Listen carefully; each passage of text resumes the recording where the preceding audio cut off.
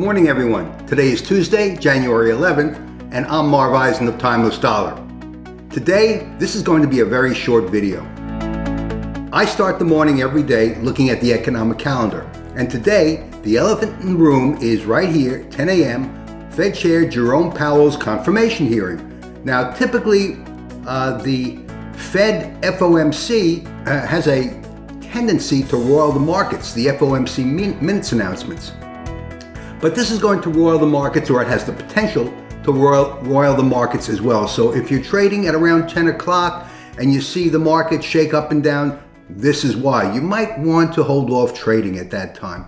At any rate, moving along to the morning business news, flags are in the red, but the story today is right down here.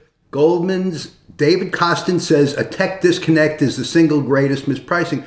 Typically, NASDAQ leads the S&P. NASDAQ leads the economy. Tech leads the economy. And that's not happening now. So this is a canary in the gold mine for the equity averages.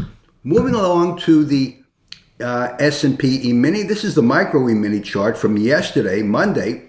And you can see the trading zone that I've laid out on my chart. And I send these numbers out to students enrolled in my E-mini trading courses each evening so that they can prepare for the following day. This is a trading zone that indicates the likely area where the market is going to trade.